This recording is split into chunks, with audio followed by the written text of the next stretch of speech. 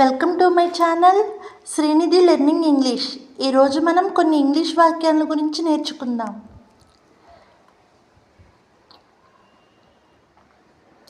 I don't think so. I really don't think so. నేను అలా అనుకోవట్లేదు. కొన్ని సందర్భాల్లో మనం అలా అనుకోలేదు, ఇలా జరిగింది అని అంటాం కదా. అలాంటప్పుడు మనం ఇంగ్లీష్లో ఇలా అనాలి. I don't think so. I really don't think so. Withering or withered, వాడిపోతున్నాయి, వాడిపోయాయి. ఫ్లవర్స్, ఫ్రూట్స్ ఎండిపోతూ డ్రైగా అయిపోయి వాడిపోతుంటే అలాంటి సందర్భంలో మనం విదరింగ్ ఆర్ విదర్డ్, వాడిపోతున్నాయి అనాలి. ది ఫ్లవర్స్ ఆర్ విదరింగ్, పువ్వులు వాడిపోతున్నాయి. పువ్వులు ప్రతిరోజు కూడా పూస్తూ ఉంటాయి, ఎండిపోయి రాలిపోతూ ఉంటాయి కదా. అలాంటప్పుడు మనం ది ఫ్లవర్స్ ఆర్ విదరింగ్ అనాలి. I couldn't stop myself, ఆపుకోలేకపోయాను. ఏదైనా మనకి ఏడుపు వచ్చినా నవ్వు వచ్చినా ఆపుకోలేకపోతాం కదా. అలాంటి సందర్భంలో మనం I couldn't stop myself, ఆపుకోలేకపోయాను అనాలి. ఐ కుడెంట్ స్టాప్ లాఫింగ్, నేను నవ్వుని ఆపుకోలేకపోయాను. మనం నవ్వు వస్తే ఒక్కోసారి బాగా నవ్వొచ్చినప్పుడు ఆపుకోలేం కదా. అలాంటప్పుడు ఇంగ్లీష్లో ఇలా పలకాలి. ఐ కుడెంట్ స్టాప్ లాఫింగ్ అనాలి. టీత్ ఆర్ రూటెన్, పళ్ళు పుచ్చాయి.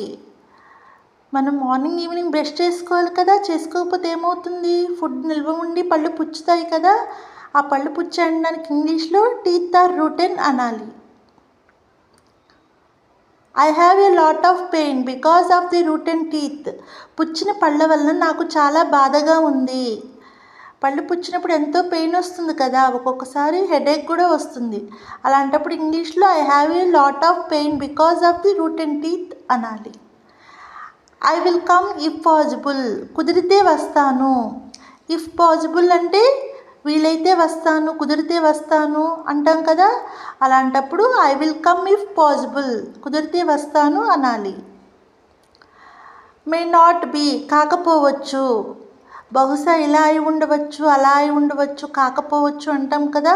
అలాంటప్పుడు ఇంగ్లీష్లో మే నాట్ బీ, కాకపోవచ్చు అనాలి.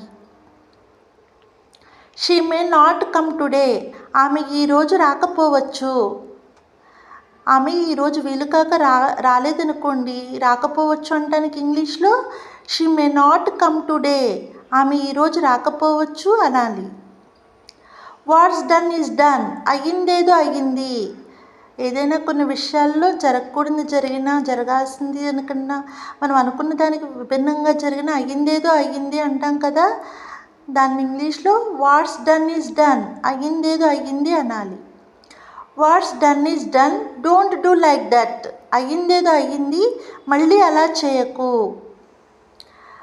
జరగాల్సింది జరిగిపోయింది, మళ్ళీ అలా చేయకు అనడానికి ఇంగ్లీష్లో what's done is done, don't do like that అనాలి. Unless you tell, unless you ask, చెబితే తప్ప.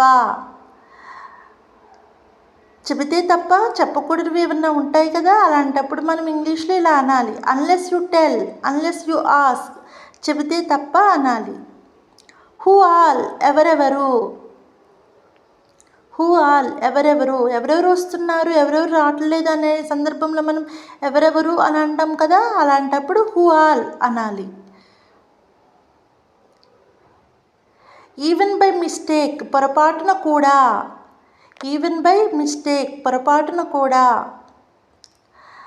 మనం ఏదైనా మిస్టేక్ జరిగితే ఇలా జరిగిపోయింది పొరపాటున అంటాం కదా. దాని ఇంగ్లీష్లో ఈవెన్ బై మిస్టేక్, పొరపాటున కూడా అనాలి.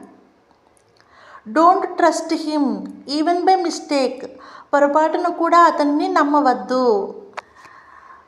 కొందరు వ్యక్తుల్ని మనం నమ్మి మోసపోతుంటాం కదా. అలాంటి వాళ్ళని నమ్మకం అని మనం ఇతరులతో ఇలా చెప్పాలి. Don't trust him even by mistake, పొరపాటున కూడా అతన్ని నమ్మవద్దు అనాలి.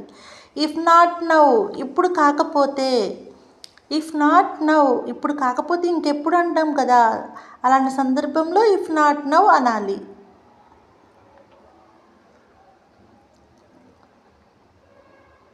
If not now then when, ఇప్పుడు కాకపోతే ఇంకెప్పుడు. ఇప్పుడు కాకపోతే ఇంకెప్పుడు ఇలా జరుగుతుంది అనడానికి if not now then when అనాలి.